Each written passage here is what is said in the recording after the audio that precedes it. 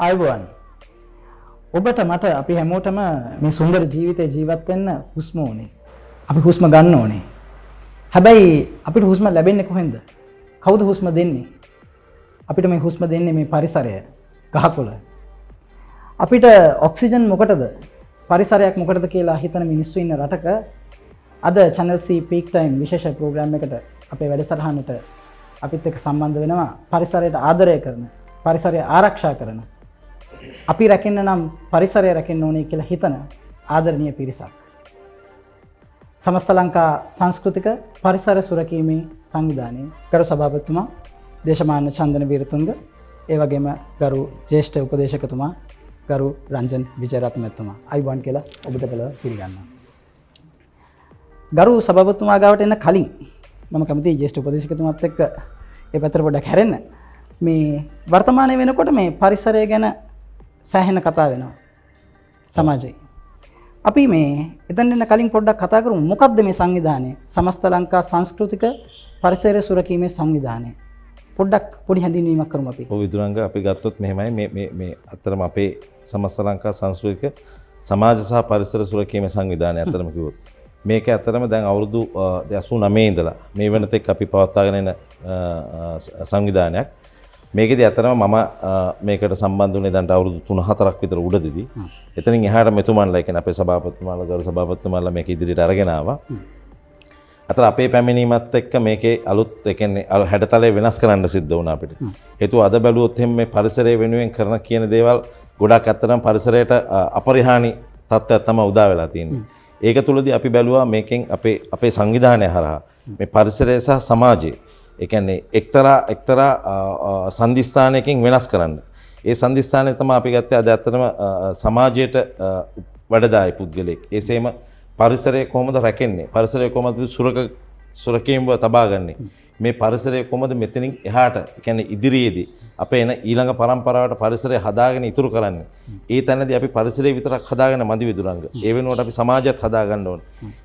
ඒක කරන්න තමයි අතරම කිව්වොත් මාසා මාගේ සහෝදර මගේ අනෙක් ඊළඟ අධ්‍යක්ෂක සිසිර ප්‍රේමචන්ද්‍ර මගේ යාළුවා සහෝදරයා අපි දෙන්න තමයි මුළු ලංකාව පුරාම ගිහිල්ලා මේ සංවිධානය තුලින් පරිසරයට සමාජයට වැඩදායි පුද්ගලෙක් හොයා ගැනීම කටයුත්ත කරන්නේ. ඉතින් ඒකෙදී ඇත්තටම කිව්වොත් අපේ සභාපතිතුමා ඉදිරියේදී තව ටිකක් ඔබතුමාට පැහැදිලි කරයි. එතනින් එහාට විස්තරයක් මම හිතන විදිහෙන්. හොඳයි. ගරු සභාපතිතුමනි මේ කොහොමද මේ සංවිධානයේ ආරම්භය වෙලා තියෙන්නේ? 1989 කොයි කියන්නේ මීට වසර 31කට පෙර. කොහොමද මේ සංවිධානය ආරම්භ වෙලා තියෙන්නේ? සංවිධානය විශේෂයෙන් 1989 ආරම්භ වෙලා තිනවා. එවකට රටේ අවශ්‍යතාවයක් සංවිධානය තිබුණේ නැහැ. මේ වගේ ස්වේච්ඡාවෙන් වැඩ කරන රටට ගහකොළ සතා සිව්පාව කලාව සංස්කෘතිය අපේකම ආරක්ෂා කරන්න. ඒ නිසාම තමයි 1989 මේ සංවිධානය ආරම්භ කරලා බොහෝ අමාරු ගමනක් මේ සංවිධානය ඇවිල්ලා තියෙනවා. අද වෙනකොට ස්වර්ණමය යුගයක්. විශේෂයෙන්ම අපේ නිරංජන විජේරත්න මැතිතුමාලා අපේ සිසිර මැතිතුමාලා තවත් මහා පිරිසක් අපිට මේකේ ඉන්න උපදේශකවරු නිලධාරි මණ්ඩලය. ඒ නිසා රටට ආදරය කරන හොඳ මිනිස්සු නිර්මාණය කිරීම තමයි එක අරමුණක් අපේ ආයතනයේ. ගුණගරුක මිනිස්සු, සදාචාර සම්පන්න මිනිස්සු ලෝකේ ශීඝ්‍රයෙන් වනාන්තර විනාශ වෙමින් යනවා. ලංකාව විතරක් නෙමෙයි ලෝකේ අද සල්ලි වලට ඔක්සිජන් මිලදී ගන්න ඉන්දියාව පවා පෙළඹෙනවා අපේ ආසන්නම රට. ඒකට අපේ රටේ විශාල මේ කැලෑ කැපීම්, ගස් කැපීම්, පරිසරය විනාශ කිරීම, ඒ විතරක් නෙමෙයි පරිසරයට අපදව්‍ය බැහැර කිරීම, මේවායින් අපේ රටේ ශීඝ්‍රයෙන් අපේ වනාන්තර ටික අහිමි වෙමින් යනවා. සත්තු ගම්මාන වලට එන තත්ත්වයට අලි වගේ සතුන් ගම්මාන කඩා වැදිලා ගම්මාන විනාශ කරන තත්ත්වයට පත්වලා තියෙන පරිසරේ නැති නිසා, විනාශ වෙන නිසා. ඉතින් මේ වෙනුවෙන් අපි ආයතනයක් හැටියට මේ රටේ ආණ්ඩුව එක්ක සහසම්බන්ධ වෙමින් පවතින ඕනෑම ආණ්ඩුවක් එක්ක අපි සහසම්බන්ධ වෙමින් අපේ ආයතනයෙන් රටට විය යුතු යුතුකම් ටික ඉෂ්ට කරන්න. මිනිසාට විය යුතු යුතුකම් ටික ඉෂ්ට කරන්න. මේ කලාව ආරක්ෂා කරගන්න. ගහකොළ ආරක්ෂා කරන්න දැවැන්ත වැඩසටහන් ගණනාවක් කරනවා. අපි පැතිකඩ කීපයකින්. එක පැත්තකින් අපි රට පුරා ගිය අවුරුද්දේ 2019 අවුරුද්දේ රට පුරා පැල ලක්ෂයක් ඉඳීමේ වැඩසටහන ක්‍රියාත්මක කළා. ඒ පැල ඉඳලා විතරක් අපි අතාරින්නේ අපි ඒකේ පසු විපරමක් කරනවා. මේ ගස් ටික වැවෙනවද, හදනවද, මැරෙනවද කියලා අපි හොයලා බලනවා. තවත් පැත්තකින් අපි මේ රටේ මම දකින හොඳම දේ තමයි ආසියාකරයේ අනිත් රටවල් අරගෙන බැලුවම අපිට උගතුන් හීනතාවයක් තියෙනවා මේ රටේ. උගතුන් බුද්ධිමතුන් වියතුන් හීනතාවයක්. අඩුවීමක්. ඒ නිසා අපි විශේෂයෙන්ම කල්පනා කරා මේ රටේ නැන නුවණ පහන දල්වන්න නම් අපේ අනාගතයේ දරුවන් වෙනුවෙන් අපි මොනව හරි කරන්න ඕන. ඒ නිසා අපි විශේෂයෙන්ම අපි එක පැත්තක් වැඩසටහනක් කරා දූ දරුවන්ට පාසල් උපකරණ වෙනත් දැනුම පොදි කරගත් වැඩසටහන් ගණනාවක් ක්‍රියාත්මක කළා. ඒ වගේ අපි ඊළඟට රෝද පුටු බෙදා දෙන්නේ. ඊළඟට දුප්පත් පවුල් සඳහා නිවසක් ඉදි කරලා දෙන්න. අපිට හැබැයි මේ මට අපේ අධ්‍යක්ෂ මණ්ඩලයට විශාල මේ රටේ දානපතියන් පිරිසක් අපි පසුපසින් අපිට උදව් කරනවා. මේකට අපිට මුදල් නැහැ අපේ ආයතනෙට. අපි ව්‍යාපාර ගරු සභාපතිතුමනි මේ පොඩි අතුරු ප්‍රශ්නයක් මේක මේ දේශපාලන සංවිධානයේද මේක දේශපාලනයට සම්බන්ධයිද නැත්නම් කොහොමද මේක මේක ව්‍යුහය අපේ ආයතනය දේශපාලනයෙන් තොරයි.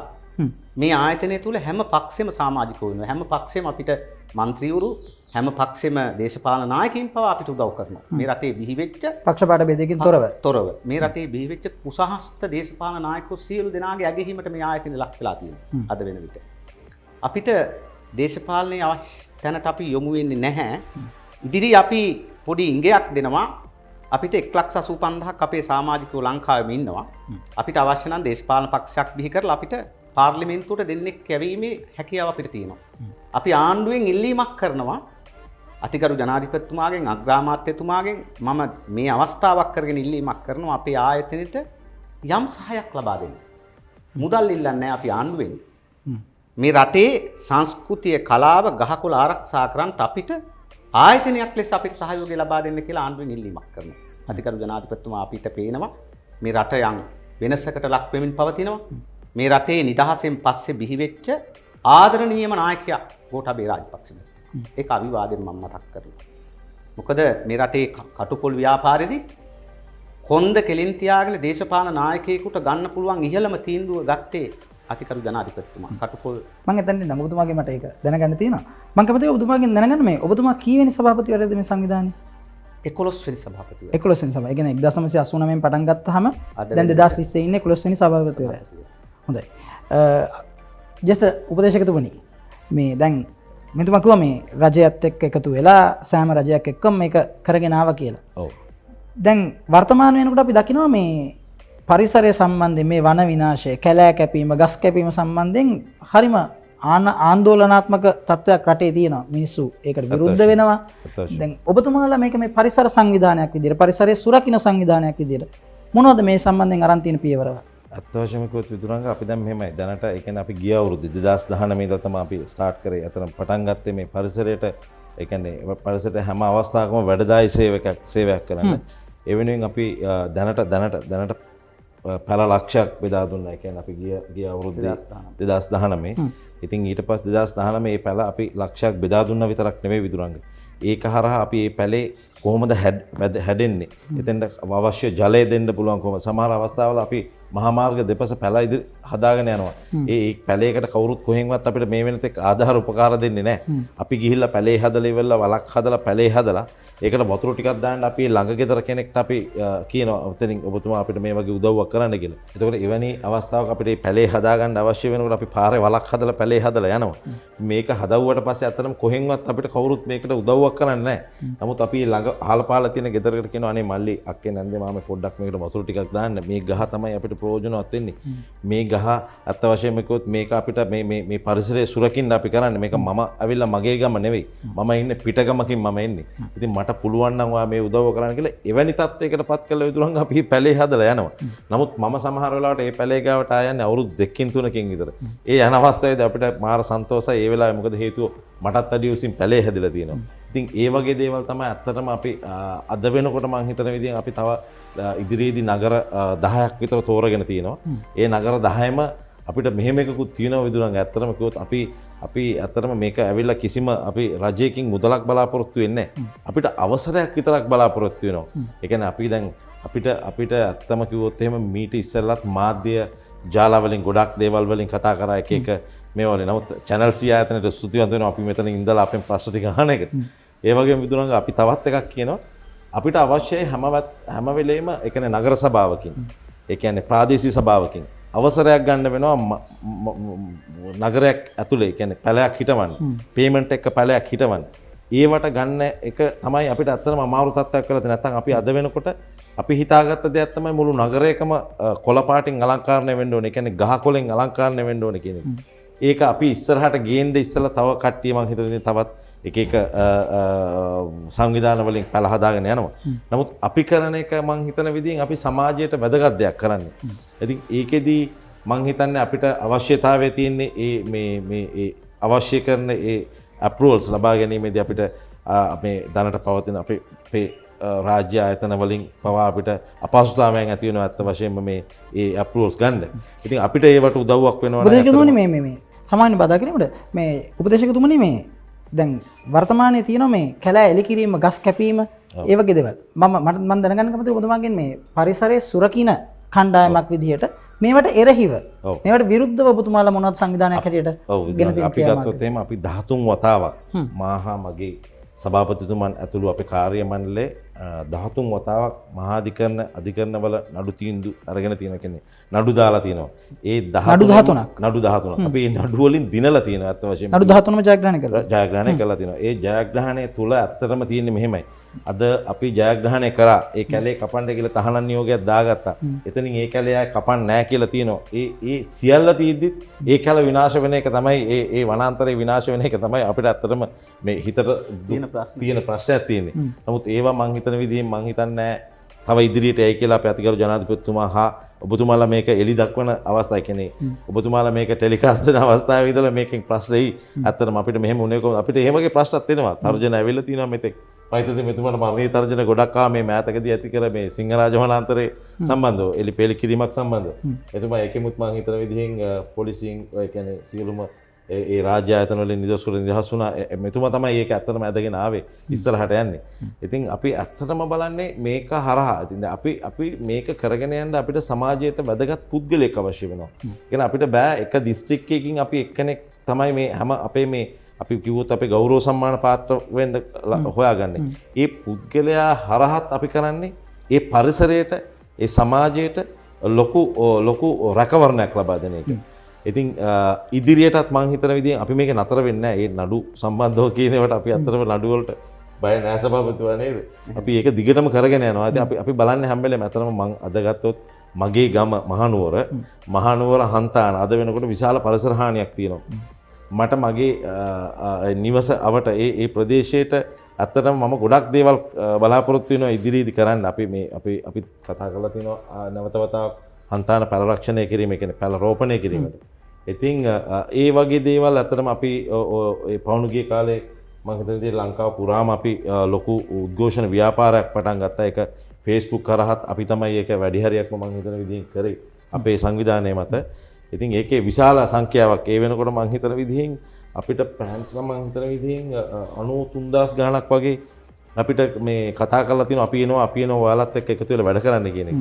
අපි නතර වෙන්නේ නැහැ විදුරංග. ඉතින් අපි දිගටම මේක කරගෙන යනවා. ඉතින් හොඳයි මම ගරු සභාපතිතුමා අතර හැරෙන්නම් මේ ඔබතුමාව අපි දන්නේ අර පෞද්ගලිකව ඔබතුමා සෑහෙන්න දැඩි විරෝධයක් දැක්වුවා කටුපොල් වගාව සම්බන්ධයෙන් මේ සිද්ධියේදී ප්‍රශ්නේදී මේ පරිසරය සම්බන්ධයෙන් ඇති වෙන විනාශයට පොඩ්ඩක් දැනගන්න කැමතියි. මොකද අපි හැමෝම දන්නේ මේ කටුපොල් වගාව තිබ්බා ඒක තහනම් කළා කියන එක දෙය අපි දන්නවා. නමුත් ඇත්තට මොකද්ද මේකෙන් සිදුවෙච්ච පාරිසරික හානිය? දකුණේ විශේෂයෙන්ම මාතර දිස්ත්‍රික්කේ ගාල්ල මාතර දිස්ත්‍රික් දෙක දැවැන්ත ලෙස මේ කටුපොල් ආක්‍රමණය වතු ආශ්‍රිතව කරගෙන ගියා. රජයේ අනුග්‍රහයි. ඉතින් මේ විශේෂයෙන්ම ලංකාව කොයි කාලේද සභාපතිතුමා? මීට අවුරුදු 10ක් 15ක් වගේ කාලේ. විශේෂයෙන්ම ලංකාවේ නුවර ඇරුණම ගාල්ල මාතර දිස්ත්‍රික් දෙක තමයි වතුර පානීය ජලයට සුදුසුම වතුර තියෙන දිස්ත්‍රික් දෙක. එතකොට මේ කටුපොල් එක පැලයකට විශාල වතුර ප්‍රමාණයක් දිනකට පුරා ගන්නවා මේ පැලයක් සඳහා. එතකොට මේ ලංකාවේ අපේ ජල උල්පත් විශාල වශයෙන්ම විනාශ වීමේ ප්‍රවණතාවය තමයි මේ කටුපොල් කියන වගාව. ඒ නිසා දැන් පිටරට විදේශ රටවල් එහෙ වගා කරන්නේ නැතුව මෙහෙට මේ විස බීජ දාලා ඒගොල්ලෝ අපෙන් කටුපොල් ටික අරන් යනවා. ලෝකේ සුන්දර රටවල් අතර එකක් තමයි අංක 1 ලංකාව. වතුර ටික තියෙනවා.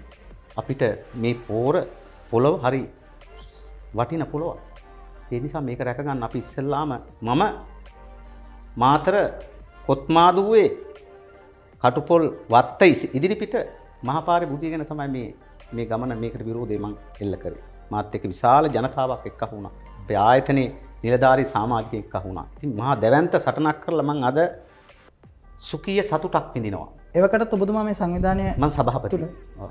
අපේ විශේෂයෙන්ම අපේ මේ අපිට පස්සේ ඉඳගෙන ශක්තියක් වෙන පිරිසක් ඉන්නවා. අපේ ජ්‍යෙෂ්ඨ උපදේශකතුමා නිරංජන විජයරත්න මැතිතුමා, අපේ උපදේශක සිසිර මැතිතුමා, අපේ ජ්‍යෙෂ්ඨ උපසභාපතිතුමා, මහලේකම්තුමා විශාල පිරිසක් මට ශක්තිය දෙනවා. ඉතින් ඒ හයිය තුල තමයි මට මේ ගමන එන්න පුළුවන් වුණේ. ඉතින් අද අතිගරු ජනාධිපතිතුමා මේක තහනම් කරලා තියෙනවා. අපි ඒ සතුට අද භුක්ති විඳිනවා. මේ රටේ ජල සම්පත, මේ රටේ උල්පත් ටික අපි ආරක්ෂා කරන්න කටයුතු කරලා තියෙනවා.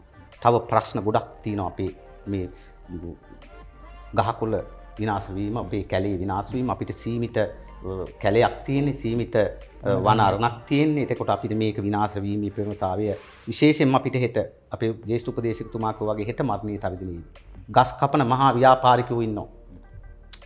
උඩින් සුදුරෙත් ඇඳගෙන යටින් මේ රටේ ගස් ටික පටවනවා. අපිට එහෙම මෙතුමාලට අපිට හෙට ඉඳලා අපිට ඉතිහාසෙත් අපිට ආවා. තර්ජන ආවා, මරණීය තර්ජන ආවා, ප්‍රශ්න ආවා. අපිට අවසානයේ චෝදනාවක් නොතිබුණු නිසා මෙතුමාලට අපිට අපි සල්ලි දීලා සම්මාන දෙනවා කියන චෝදනාව CID ගියා. හොඳයි මම එතන ඉන්න. මේ ගරු ජ්‍යෙෂ්ඨ උපදේශකතුමනි මේ දැන් අපි දන්නවා මේ ලංකාවේ දැන් ඔබතුමාලා මේ අර ගෞරව සම්මාන පිරිනමනවා ඔබතුමාලගේ සංවිධානයෙන්. නමුත් අපි දන්නේ මේ වර්තමානයේ තියෙන මේ ගෞරව සම්මාන කියන දේව සල්ලි දීලා ගන්න පුළුවන් 50000ක් ලක්ෂයක් ලක්ෂ දෙකක් දීලා ගන්නවා කියන එක. මේකේ ඔබතුමාලගේ සංවිධානයේ කොහොමද මේකේ තත්ත්වය? ඇත්ත වශයෙන් විදුරංග මෙහෙමයි. ඇත්තටම අපිට අවශ්‍ය වෙනවා මේ පරිසරය රැක ගැනීමටත් ඒ පරිසරය වටා සමාජය රැක ගැනීමටත් ලොකු බැම්මක් හදාගන්න. ඒතර මේ බැම්මේදී අපිට අවශ්‍ය වෙන්නේ සමාජයට වැඩදායි, සමාජය විසින් පිළිගනු ලබන විශාල පිරිසක් සමග සේවය කරන, ඒ කියන්නේ අපේ රජයට පවා වැඩදායි පුද්ගලයෙක් අපි ඉස්සෙල්ලා තෝරාපත් කරගන්නවා. ඒ තීරීම කරන්නේ ඇත්තටම අපිට එකපාරට ගිහිල්ලා මට ඔබතුමා හොඳයි, ඔබතුමාට මුදල් තියෙනවා, ඔබතුමාගේ ව්‍යාපාරයක් තියෙනවා, ඔබතුමා යන්නේ බෙන්ස් එකකින් කියලා අපි මේ සම්මානෙ දෙන්නේ නැහැ. සමහර වෙලාවට සෙරප්පු දෙකක්වත් දාන්න නැති ගෞරව සම්මාන පාත්‍ර වෙන පුද්ගලෙක් ඉන්නවා. කොහොමද එතකොට මේ නිර්ණායකය කොතනින්ද ගන්නේ? ඒ නිර්ණායක අපි ගන්න අත්ත වශයෙන්ම පළවෙනියටම අපි මේ ගම අවට තියෙන පන්සලකට යනවා. ඒ කියන්නේ අපි මේ පුද්ගලයා මේ පැත්තෙන් අපිට ඉල්ලීම් පත්‍රයක් එවුවට පස්සේ ඒ ඉල්ලීම් පත්‍රය හරහා ගමේ පන්සලේ නායක හාමුදුරුවන්ගෙන් තමයි අපි ඉස්සෙල්ලාම අහන්නේ. මෙතුමා කොහොමද මෙතන සමාජයට වැඩදායි පුද්ගලයෙක්ද ඒ වගේ කියලා ඒ නිර්ණායක ගත්තට පස්සේ අපි යාගේ ඇප්ලිකේෂන් එක පුරව ගන්නවා. ඒ ඇප්ලිකේෂන් එක ගෙනියලා අපේ කමිටි එකට දානවා. කමිටි එක හරහත් එයාගේ යම්කිසි යම් දේවල් හොයා ගන්නවා. ඒ හොයාගෙන එතනදී එයා තේරීපත් වුණොත් පමණයි අපි යාව සම්මානයට පාත්‍ර වෙන්නේ. එහෙම නැත්නම් අපිට මුදල් මතවත් මේක ඇවිල්ලා සහෝදරකම නාදාකම මතවත් එහෙම ගෞරව සම්මානයක් දෙන්න බෑ. අද ලංකාවේ එහෙම ආයතන තියෙනවා. එහෙම ආයතන තියෙනවා, එහෙම මුදල් ගන්න ආයතන. සමහර ආයතන තියෙනවා උත්සවය කරන්නේ මුදලක් අරගෙන. කියන්නේ විශාල සමහර ස්ථානවල උත්සව කරන්න ගියාම මුදලක් අවශ්‍ය වෙනවා. නමුත් අපිට බෑ ඒක සම්පූර්ණ අපේ අතින් දරන්න. එතකොට එමැනි අවස්ථාවකදී යම් කිසි මුදලක් සුළු මුදලක් පෝල් ගාස්තුවක් ගෙවාගෙන ඒ වැඩසටහන කරගෙන යනවා. ඉතින් එවැනි පුද්ගලයෙක් තෝරා ගැනීම තමයි මෙතන වැදගත් වෙන්නේ. මුදල නෙමෙයි අපිට අවශ්‍ය වෙන්නේ. අපි මුදල ගැන නෙමෙයි අපි බලන්නේ. මම නැවතත් මේ තව වඩාත් නිරවුල් කර ගැනීමට ඔබතුමාගේ ප්‍රශ්නය මේ සම්මානය පිරිනැමීමට හෝ මේ නාමය පිරිනැමීමට නැත්නම් මේ පුද්ගලයා තෝරා ගැනීමට මේ මූල්‍යමය සම්බන්ධයක් කිසිසේත්ම නැහැ. අය කිරීමක් කරන්නේ නැහැ. හොඳයි. මේ ගරු සභාපතිතුමනි මම මේ දැනගන්න කැමතියි මේ මට දැනගන්න ලැබුණ ඇත්තටම මේ සංවිධානයේ දැන් ඔබතුමා කිව්වා මේ සංවිධානයේ වට විශාල පිරිසක් එකතු වෙලා ඉන්නවා, සංවිධානයේ ක්‍රියාකාරීකයන් සෑහෙන පිරිසක් ඉන්නවා කියලා. නමුත් මේ කිසිම කෙනෙක් මේ සංවිධානයේ තනතුරු දරන අය වේවා නැත්නම් ක්‍රියාකාරීන් වේවා කිසිම කෙනෙක් මේ පඩියක් ගන්නෙ නැහැ. මූල්‍යමය වශයෙන් වේතනයක් ලබන්නේ නැහැ කියලා. ඇත්තද මේ කතාව? දැන් ඔවුන් එතකොට කොහොමද මේ වැඩ කටයුතු කරගෙන යන්නේ? ඔවුන්ට කොහෙන්ද මේ මූල්‍යමය ශක්තිය ඔවුන්ට ලැබෙන්නේ? කෙටි උත්තරයක් දෙන්නම් මම ඔබතුමාට ඒකට. මේ රටට ආදරය කරන මේ මාතෘ භූමියට ආදරය කරන රත්තරන් මිනිස්සු අපේ රටේ ඉන්නවා. කන්න දෙන ලෝකේ වැඩියෙන්ම දන්සල් දෙන රට මේක. විදේශිකව පවා අද ඇගීමට ලක් වෙලා තියෙනවා මේ රටේ මිනිස්සුන්ගේ ආගන්තුක සත්කාර දැක්කම. ඒ අපේ කැපවීමෙන් තමන්ගේ මුදල් අතින් වියදම් කරලා කැපවීමෙන් වැඩ කරන පිරිසක් තමයි ඉන්නේ. අපේ නිරංජන විජයරත්න මැතිතුමාලා 7 5ක් කවදාවත් ආයතනෙන් අරගෙන නැහැ. සමාජික මුදලක්වත් අරගෙන නැහැ. එතුමා සමහරලාට ලක්ෂ 2 එතුමාගේ පෞද්ගලික මුදල් වියදම් කරනවා. ඒ වගේ මේ එක චරිතයක් විතරයි. ඒ වගේ ගොඩක් ඉන්නවා අපේ රටේ ස්වේච්ඡාවෙන් මේ ආයතනට මෙන්න මම මෙතුමාගේ ඉස්සෙල්ලා ප්‍රශ්නට පොඩි පිළිතුරක් දෙන්න ඕන. මේක ප්‍රජාතන්ත්‍රවාදී රටක්. ප්‍රජාතන්ත්‍රවාදී රටක්. ප්‍රජාතන්ත්‍රවාදී රටක ඕනෑම පුරවැසියෙක් ඇගීමට ඕනෑම කෙනෙකුටත් පුළුවන් ආයතනයකටත් පුළුවන්. ඒකට අධිකරණයේ තීන්දුව ගන්නත් බෑ දෙන්නත් බෑ. ආණ්ඩුවට තහනම් කරන්නත් බෑ ආයතනයකට තහනම් කරන්නත් බෑ. ඕනම ආයතනයකට කෙනෙක් ඇගීමට ලක් කරන්න පුළුවන්. දැන් ගමේ මරණාධාර සමිතියට උවමනා නම් ගමේ ඉන්න පෙබහූරු ටිකක් තෝරලා සම්මානයක් සහතිකයක් දෙන්න පුළුවන්. ඒක කාටවත් තහනම් කරන්න බෑ. ප්‍රජා ආණ්ඩුක්‍රම ව්‍යවස්ථාවේ මූලික අයිතිවාසිකමක් තියෙනවා. තමන් තව කෙනෙක් ඇගීමට හෝ තව කෙනෙකුට ගරු කිරීමට. ඒක තමයි මූලික සිද්ධාන්තය. ඒ නිසා ප්‍රශ්න මතු කරන්න පුළුවන්. මොනවා හරි අරගත්තා මුදල් දීලා සම්මාන දුන්න එහෙම කරන්න පුළුවන්. මේ ආයතනයේ පරිපාලනයේදී දේශපාලන පක්ෂ මේ රටේ ප්‍රධානම පක්ෂ දෙක ශ්‍රී ලංකා නිදහස් පක්ෂ එක්සත් ජාතික පක්ෂනේ. බලන්න කී පළකට අද කැඩිලා ගිහිල්ලා තියෙනවද? කෑලි වලට කණ්ඩායම් වශයෙන් කැඩලා ගිහිල්ලා තියෙනවා. ඒ වගේ අපේ ආයතනෙත් ඉන්නවා සමහර උදවිය වැරදි කරලා අපි යවුනාම අපේ විනය කමිටුවෙන් අපි එළියට දැම්මම අපිට විරුද්ධව මොකක් හරි අට්ටාලයක් අටව ගන්නවා. ඒක අටවගෙන අපිට මඩ ගහනවා. ඒවට මම විශේෂයෙන්ම මතක් කරනවාද මේ ආයතනයේ අපි මාධ්‍ය සාකච්ඡාව තුළදී ඒ අයට මම කියනවා මේ ආයතනෙ වටන්න බෑ. අපි ධෛර්යවන්තව මේක ගෙනහිල්ලා තියෙනවා. ඉස්සරහා තියෙනවා. අපිට හොඳ පිරිසක්. ඔය එක ආයතනයකටවත් අටවගත් එක ආයතනයකටත් සමාජිකයෝ නැහැ. නිලධාරී මණ්ඩලයක් කීප දෙනෙක් පත් කරන් තනියෙන් දුවන ආයතන තියෙන්නේ. අපිට එහෙම නෙමෙයි. අපිට හෙට ආණ්ඩුව හරි කවුරු හරි කියනවා නම් මගේ සමාජිකයෝ 1,85,000ක් මම පෙන්නනවා. අපිට හයිය තියෙනවා. අපි මේ රටට අහිතක් කරලා නැහැ. යහපතක් කරලා රටට ආදරය කරන මිනිස්සු හැටියට අපි මේ රටට ඊටාම වැදගත් මේ රට වෙනුවෙන් ගන්න හැම තීන්දුවෙදිම අපි හිත ගන්නවා කියන අපි මතක් කරන්න ඕනේ. හොඳයි. ජේෂ්ඨ උපදේශකතුමනි මේ දැනගන්න කැමති තව දෙයක් මේ සංවිධානය දැන් හරි පුළුල්. පරිසරය විතරක් නෙමෙයි ඔබතුමා කිව්වා සංස්කෘතිය සමාජය ඒ සියලු දේ සුරකින්න ඔබතුමාලා ඉදිරිපත් වෙලා තියෙනවා කියලා. දැනගන්න කැමති ඔබතුමාගෙන් ඔබතුමා මේකේ ජේෂ්ඨ උපදේශකවරයා හැටියට මේ මොන වගේ වැඩපිළිවෙලක්ද නැත්නම් මොන වගේ දේවල්ද මොන වගේ ක්‍රියාකාරකම්ද ඔබතුමාලා දැන්ට අරගෙන තියෙන්නේ මේ සමාජීය වශයෙන් හෝ සංස්කෘතික වශයෙන්. ඔව් වශයෙන් මේක ඔව් විදුරංග අපි ගත්තොත් එහෙම මෙහෙමයි. දැන් අපි සාමාන්‍ය විදිහට අපේ ලංකාව ගත්තොත් මේ කුඩා දූපත මේකේ තියෙන දුෂ්කර පළාත්. ඒ වගේ තියෙන ඇත්තටම පන්සල් තියෙනවා. ඒ වගේ පාසල් තියෙනවා. සමහර පාසල් තියෙනවා ටකරන්ලා තහඩු තුනක ඉස්කෝලේ එකක් තියෙන පාසල. මේ පාසලට ඇත්තටම කිව්වොත් ළමයි යන්නේ පයින්. එක ළමයෙකුටවත් සෙරෙප්පු සපත්තු නැහැ. ඒතර ඒ වගේම තියෙනවා ඒ ගමේ පන්සලේ. මේ පන්සලේ ඉන්නකොට අපේ හාමුදුරන් වහන්සේලාට මම හිතන විදිහින් පිරිකරයක් නැහැ. අපි මේ හැම එකක්ම හොයලා බලනවා. මේක අපිලා අපි කාටවත් මේකේ ලියකියවිල්ලක් කියලා ඒ කියන්නේ අපි අහවල් දවසේ යනවා කියලා අත්සනක් ගහලා යන්නේ නැහැ. ඒ යන පන්සල අපි දැක්කොත් ඒ වගේ අවස්ථාවක තියෙනවා නම් ඒ කියන්නේ දානේ නොලැබෙන අවස්ථාවක් නම් අපි ඒ වෙලාවෙම ඒක දලහැස්සි කරනවා. ඒ වගේම අපි මම අර කිව්වා වගේම ඔබතුමාට වතුර නැති පන්සල්. අපි හොයාගෙන ගිහලා ඒ අවස්ථාවේම ජල ටැංකියක් ගිහලා දීලා වතුර එකක් හදලා දෙන්න පුළුවන් නම් අපි ඒ දේවල් කරනවා. ඒ සංස්කෘතියට. සමාජයට ගත්තොත් නම් විශාල දේවල් කරලා තියෙනවා. එතන කියන්නේ මගධ සභාපතිතුමා අපි සමාජයට කරපු දේවල් නේද? මේ මෑතකදීත් අපි ඇත්තටම අපි ලැහැස්ති වුණා ඒ අතරම සමාජ මාධ්‍ය තුළ අපි තව කාලෙකින් අපිට කියන්න පුළුවන් දේවල් විශාල ඒ කියන්නේ සමාජයේ පරිහානියට පත්වන හැම අවස්ථාවකම සුරකින්න තමයි අපි ලැහැස්ති වෙන්නේ. ඉදිරියේදී මම හිතන විදිහින් මාස් ලක්ෂයක් ඒ කියන්නේ අපි මේ පැවති කොරෝනා ව්‍යසනයේ මත අපි දුන්නා මාස් ලක්ෂයක්. මාස් අපි ඒක දුන්නේ අපි ගිහිල්ලා අතරම ගේන්ගෙට හොයාගෙන වගේ ගිහිල්ලා දුන්න අවස්ථාවක් තමයි.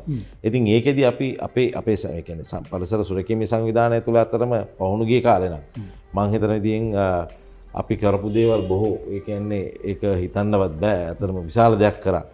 ඉතින් මම ඉස්සරහටත් අපි හිතන්නේ මම දේශපාලන වටපිටාවකුත් එක්ක ඉන්න නිසා මම ඉස්සරහටත් අපි සමාජයට හොඳ දෙයක් කරන්න ඕන හින්දා තමයි ඇත්තටම මේකෙදි අපි පඩියක් අපේ රැකියාවට වේතනයක් බලාපොරොත්තු වෙන්නේ නැතුව මේ රැකියාවක් නෙවෙයි ඇත්තටම මගේ වෘත්තියක් වශයෙන් මම මේක කරගෙන යන්නේ. ඉතින් ඒකෙදි ගත්තොත් සමාජයට හා පරිසරයට ඔබතුමා අහුවා වගේ විදුරංග විශාල දෙයක් කරලා තියෙනවා.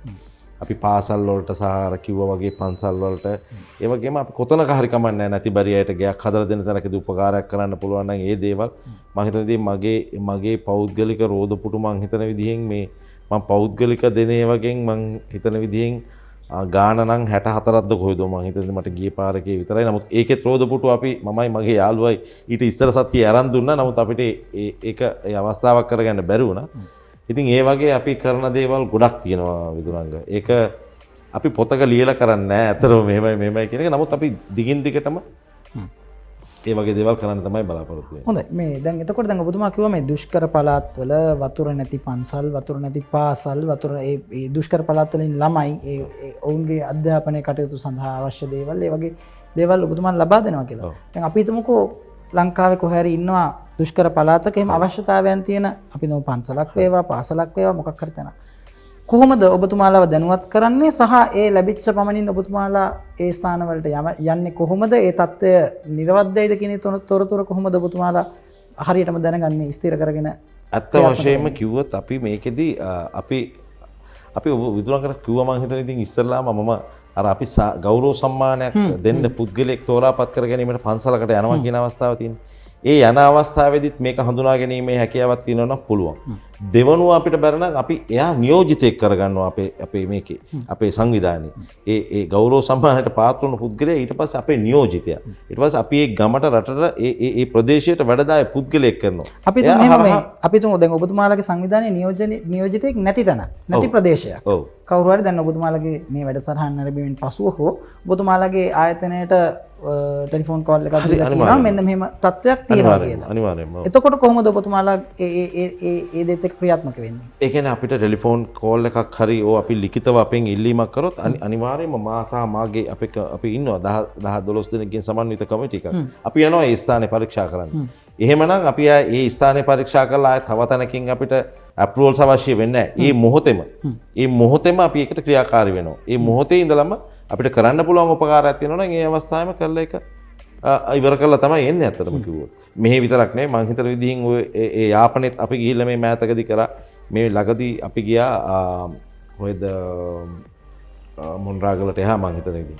එනකොට අසරණ පවුලක් එයාලට ඇත්තටම ජීවත් වීමේ හැකියාවක් නැහැ. ඒතකොට අපේ ඒ අවස්ථාවේදී අපේ මං හිතන විදිහින් අපේ හැමෝගෙම අතේ සාමාන්‍ය රුපියල් 30000කට 35000ක වැනි මුදලක් තිබ්බේ. අපිට ආපහු එන්නත් ඕන. එන්න යන්නේ අපි යන්න ගිය වියදම බෙදලා එන්න යන ගාන අතේ තියන. ඊටු සියල්ලෙන්ම අපි ගෙදර කෑම බීම බඩු ඇඳුම් පැළඳුම් ඒ සියලුම දේවල් ඒ පවුල පිටින්ම අරගෙන දීලා අපිට ඇත්තට මේ වෙලාවේ මගේ ෆෝන් එක විතරයි ඉතුරුනේ මගේ යාළුවාගේ මගේ අනික අධ්‍යක්ෂකතුමාගේ සිසිර ප්‍රේමචන්ද්‍රගේ ෆෝන් එක ඕෆ් වෙලා. ඒ වෙනකොටත් මගේ ෆෝන් එකෙන් ෆොටෝ ටික ගහගෙන ආවා ඒත් මම සභාපතිතුමාට තාම පෙන්වුවේ නැහැ. ඒ ටික මම කිව්වා විතරයි. ඉතින් ඒ වගේ අවස්ථාවක් තමයි අපි කරගන්නේ හැම වෙලේම මේක කොහෙන්වත් අහහා ඉන්නේ. තව එකක් විතරක් අපි කියන්න ඕනේ මේ වගේ දේවල් අපි කරන්න ගියම අපිට සමහර අපේ සමහර නියෝජිතයන්ගේ ප්‍රශ්න ආවා. අපි ඒ අවස්ථාවේදී කිව්වා මේක දේශපාලනය කරන්න කරන්න බෑ. මේක අපි මිනිස්සුන්ට උදව්වක් කිරීමක් පමණයි. ඉතින් කියලා තමයි ඒ වගේ දේවල් කරලා තියෙන්නේ අතරම. චන්දවිරතුංග මැතිතුමනි මේ ඔබතුමා සභාපතිතුමා මේකේ දැනගන්න කැමති මේ ආයතනයේ මේ අර අපි කියන්නේ NGO එකක් කියලා. මේක NGO කියන ගණයේ ආයතනයක්ද? අපෝ නෑ. ඒක තරයේ ප්‍රතික්ෂේප කරනවා.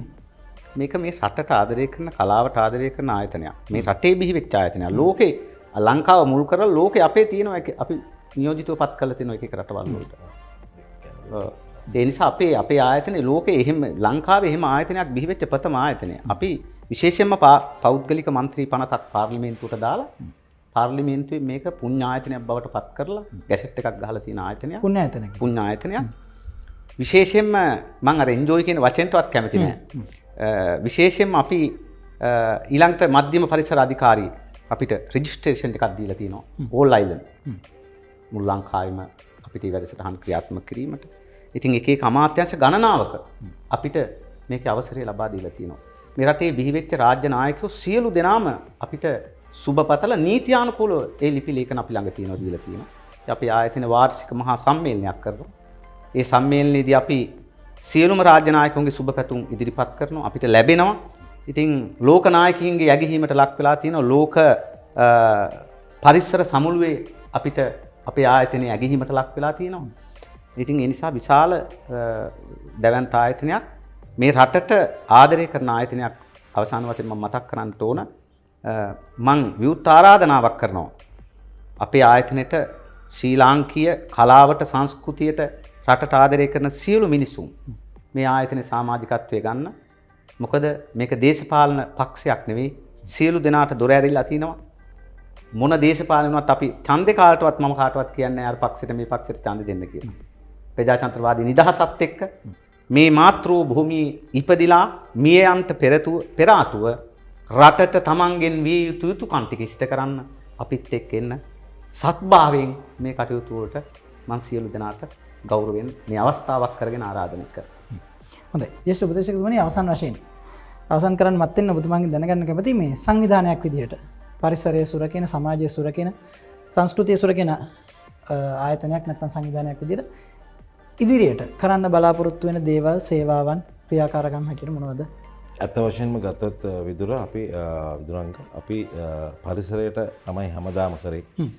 ඉතින් දැන් ඉතින් ඔබට ගියේ සමාජයේ රැක ගැනීමේ මෙහෙවරක්. ඒ කියන්නේ අපි මේ ශ්‍රී ලංකා ප්‍රජාතන්ත්‍රවාදී ජනරාජ්‍ය ගැසට්ටුවෙන් සමාජයට වැදගත් පුද්ගලයෙක් තෝරා ගන්න විධිවිධාන තියෙන ගැසට් පත්‍රිකාව අතේ තියන් ඒක හරහා ඒකට අවශ්‍ය සුදුසු පුද්ගලයන් සමාජයට තේරීමක් කරනවා. ඒ කියන්නේ මේ වගේම ගෞරව සම්මාන ඉදිරියට කරගෙන යෑමේදී දෙවෙනි එක තමයි සමාජයට අපි ගත්තොත් එහෙම අද තියෙන ඒ කියන්නේ සමාජයේ පරිසර ව්‍යසනයේ පුළුවන් තරම් අවම කරන්න. ඒ වගේම තව ඔය මම ඉස්සලා කිව්වා වගේම අඩු ආදායම් ලැබී පවුල් වලට කරන්න පුළුවන් උපකාරයක් තියෙනවා. මේවා NGO නෙවෙයි. නමුත් අපිට පෞද්ගලික ධනවත්තු ඉන්නවා. හැමෝම ඉන්නවා. පන්සලට, පල්ලියට, කෝවිලට විතරක් ආධාර කරන. අපි එයාලට ආරාධනා කරනවා. අපි හරහා ඇවිල්ලා තව පවුලක් තෝරගෙන, ඒ කියන්නේ නැතිබරි අහිංසක මිනිස්සෙක් තෝරගෙන, පිරිසක් තෝරගෙන, ඒ පිරිසට යම්කිසි උදව්වක් කරන්න. කවදා හරි ඉතුරු වෙන්නේ තමන් පරිසරයට කරන දෙයක් විතරයි. කවදා හරි තමන්ට මතකයක් ඉතුරු වෙනවා. ඒ මතකේ තමයි මං අහවලාට අර දේ කරා, මං අහවලාට මේ දේ කරා කියලා. අද මිනිස්සු මේ සමාජයේ හැමදාම මුදලට මුදලීකරණයට විකිනලා තියෙන්නේ. ඒක නවත්තලා පුළුවන් තරම් අපි හැමෝම ඉගෙන ගත්තා. විශාල ලොකු පාඩමක් ඉගෙන ගත්තා. පවුණුගේ මං හිතේ මාස 6ක් 7ක් කාලයක්. කෝටිපතිය පවා ගහකින් ගෙඩියක් කඩාගෙන කන්න පුරුදු වුණා. එදා පස්සේ මෙයා ගහට වඳින්න ආදරය කරන්න පටන් ගත්තා. ඒ කියනකොට ගොඩක් කට්ටිය සමහර මම දන්න කට්ටිය ඉන්නවා එළියටවත් යන්න බැරුව හැමදේම මං කියන්නේ හැම ආහාර ටික ගෙදරට ගෙනාවා. ඒ කට්ටිය කෑවේ එහෙම ජීවත් වුණේ එහෙම. අන්තිමේදී එළියට ගේට්ටු වල දොර අරලා බලන්න සිද්ධ වුණා. ඒකට හේතුව තමයි මේ ඇතිවෙච්ච ව්‍යසනේ. මේක අන්තිමට පාත්‍ර උනේ කොහෙටද? සමාජයට. සමාජයෙන් කොහෙටද පාත්‍ර උනේ? ඊට පස්සේ කියන්න ගත්තා ගහකොළ ලස්සනට වැඩෙනවා, රටක් තියෙනවා, අපිට ඇහෙනවා, රයිට්? ඒ වගේ දේවල් එන්න මොනවද උනේ? අන්තිමට අවසානයේදී සමාජගත වෙන්න සිද්ධ වුණා. මේ සමාජගත වෙනකොට පරිසරය දිහා බලන්න සිද්ධ වුණා.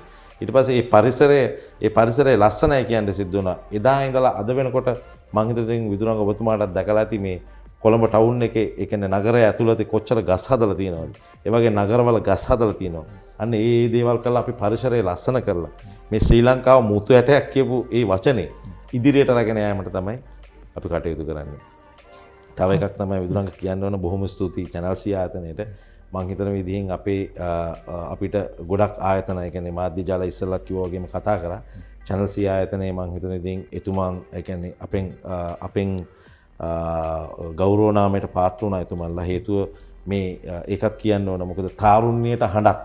ඒ කියන්නේ channel C එක ඇත්තම ගත්තොත් මගේ භාෂාවෙන් කිව්වොත් කොල්ලෙක් හන්දියක ඉන්න කොල්ලෙක් දන්නවා channel C කියන්නේ මොකද්ද කියන එක.